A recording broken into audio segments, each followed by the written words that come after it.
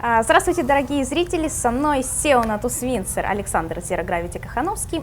Мы находимся в Ки-арене на International. И сегодня будем подводить итоги, будем говорить об International, о Нави на International и немного... Плак-плак.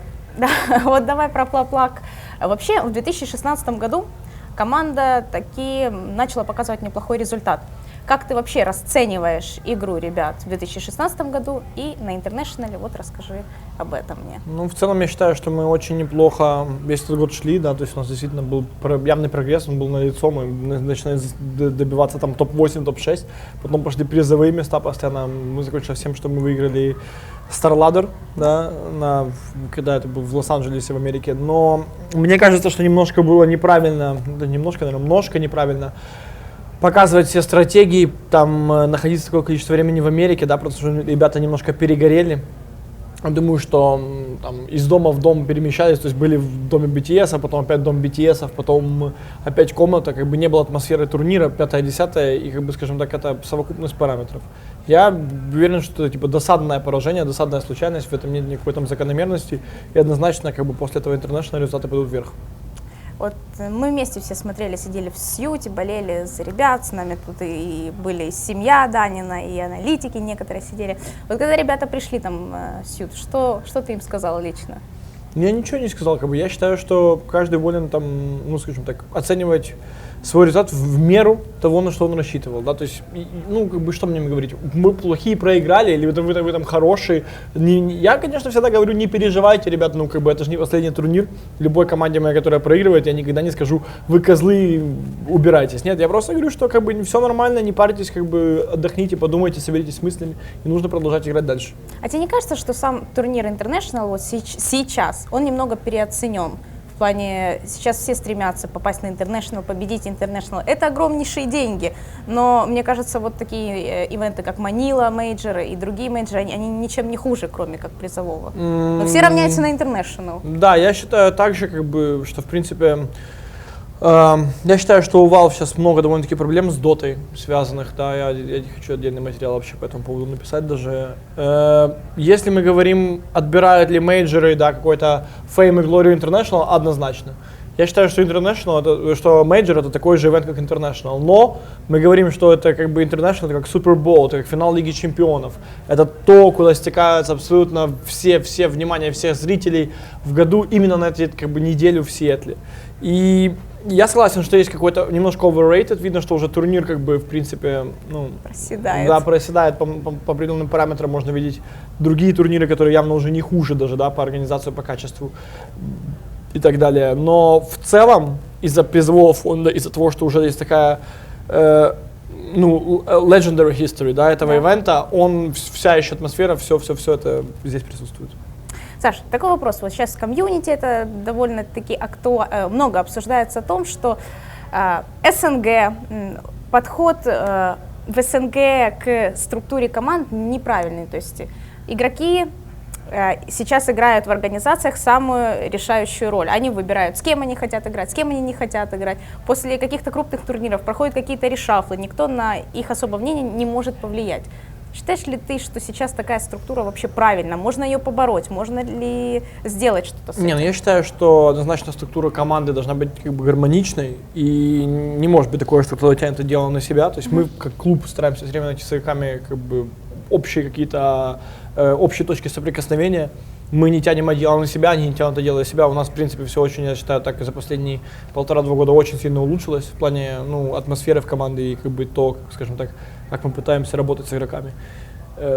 И, как по мне, конечно же, очень важно, чтобы клуб и игроки всегда смотрели одинаково на определенные вещи, да, то есть тогда это, как бы, это, скажем так, не то, что даже одинаково, но могли слышать и принимать позицию друг друга. И мы вот, как бы, скажем, в диалоге с игроками рождается истина, и мы, как бы, стараемся сейчас как можно больше с ними общаться, да, уделять им внимание, и я уверен, что, ну, это даже видно, они однозначно нас прислушиваются. Все уже трубят о том, что Нави нужен тренер. Нави нужен тренер. И что вот сейчас недостаток немного кадров.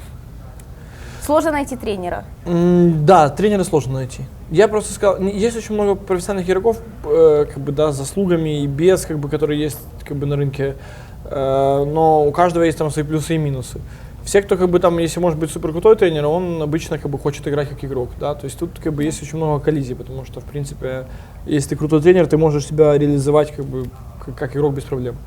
Поэтому, что бы я сказал, да, нам не хватает прослойки, у нас уже есть менеджер, у нас есть аналитик, но нам не хватает реально тренера, который как бы будет как третейский судья, ребятам рассказывать, что у нас так все как бы довольно-таки высоким эго и с пониманием игры, да, то есть каждый настаивает на своем, что вот я был прав, ему вся команда говорит, я не прав, нет, я прав, и вот не хватает человека, который скажет, нет, у нас позиция вот такая, ты действительно не прав, то есть вот тут, как бы, скажем так, с точки зрения оценки, как и командном, так и в индивидуальном уровне, мы как бы это пробел, который мы постараемся заполнить в ближайшее время. И я надеюсь, что до конца года мы однозначно сможем договориться с кем-нибудь, кто сможет достойно тренировать нашу команду. Нужно ли стремиться к тому, чтобы игроки были не просто игроками, а медиа-личностями? Чтобы они хорошо говорили на камеру, чтобы они были раскрыты в каких-то моментах? Я считаю, что это вообще must. Посмотрите как бы на реальный спорт, посмотрите на футбол, баскетбол, бейсбол. Медийный игрок имеет намного больше как бы преимуществ, чем не медийный игрок, да, то есть в целом как бы даже если игрок медийный, его даже уровень игры не так иногда важен. Но когда мы говорим про медийность в киберспорте, очень мало кто это понимает, и действительно как бы я думаю, что придет время, когда ну, как клуб, не то что даже клубы, может быть, игроки начнут нанимать себе как бы пиар-менеджеров, людей, которые будут заниматься, скажем так, промоушеном игроков, да, то есть их соцсети, 5-10, их имидж, их пиар и так далее и тому подобное. Но сейчас это возможно? Не, возможно, конечно. Я считаю, что как бы, ну, все должны просто стремиться к каким-то идеалам и каким-то образом пытаться, да, то есть игроки сами в первую очередь позиционируют себя хорошо с точки зрения для комьюнити. Хорошо. Такой вот вопрос. Недавно было анонсировано, что Нави присоединилась к eSports Holding. Как это вообще повлияет теперь на Нави, что изменится или не изменится? Ну, для Нави это вообще никак ничего не меняется. Мы, скажем, в первую очередь продаем свои медиаправа. То, что дает нам способ быстро и хорошо монетизироваться, нам больше у нас не болит голова о том, что у нас не хватает спонсоров, не хватает денег и так далее и тому подобное. То есть со следующего года у нас будет минимальная гарантия денег, которую мы получаем, а дальнейшие доходы с eSports мы просто делим как бы в соответственной пропорции. С моей точки зрения, мы будем, так в eSports являюсь также акционером и буду отвечать, собственно, за Sales Agency, которая будет продавать команды, турниры и все-все-все. Мы будем подключать не только, скажем так, команды, с которых мы начали, но мы будем расширяться как бы на рынке СНГ, нам помогать другим командам находить спонсоров, партнеров, но и будем дальше шагать в Европу и в Америку. А что вообще, какие также планы? Вот я знаю, будет турнир в октябре по Counter-Strike Go. То есть этим занимаешься ты или нет? В мае будет также турнир Эпицентр. Конкретно в eSports моя роль основная, как бы сейчас это все-таки построить там Sales, да, Sales Agency, которая будет как бы все продавать. По турнирам, это, конечно же, в принципе, к нашим организаторам этим занимается Марк, является CEO Epic Sports Events. И да, уже в октябре совсем скоро будет официально анонсирован турнир по Counter-Strike, большой, огромный эпицентр в Москве. Как тебе удается совмещать эти две должности? Ну, тяжело, но я стараюсь. Хорошо. Такой вопрос, что в ближайшем времени ждет Нави? Какие планы перед собой, стратегии? Ну, думаю, что если мы говорим тактически, как бы мы хотим сейчас все утрясти по Counter-Strike, по Dota составу, да, то есть мы однозначно считаем, что по Dota любые изменения, они как бы будут, ну, наверное, негативно больше скажутся, чем позитивно, потому что мы хотели бы все-таки пытаться поиграть в долгую. По Counter-Strike уже все знают как бы о том, что у нас произошло в команде. Сейчас мы общаемся с Данилом. По поводу как бы его дальнейшей судьбы, то есть есть много разных вариантов, которые пока я раскрыть не могу, но уверен, что в ближайшее время уже все будут знать. Ну, я так понимаю, что Данил, скорее всего, останется в Нави, на позиции непонятно. Понятно, непонятно, нет, ну, мы хотим очень доставить Данила в Нави, но есть и другие варианты. Хорошо, но Дота состав, я так понимаю, в первую очередь должен принимать решение Данил, да, как сам, как для себя, кому, как ему лучше. Мы хотим также предоставить ему как бы спектр возможностей, спектр решений, где он почувствует себе, что вот здесь мне комфортно или здесь мне комфортно.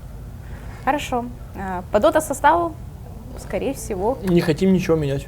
Хотим остаться, то есть однозначно вопрос с тренером открытый, это если тактически мы говорим.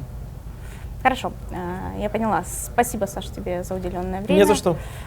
Спасибо, друзья, что смотрели нас. Я надеюсь, что Саша вас успокоил по поводу этих решафлов, не решафлов. Вот. Смотрите канал Natus Windsor, у нас еще впереди International продолжается, у нас еще впереди есть видео. Дави Нави. Дави Нави.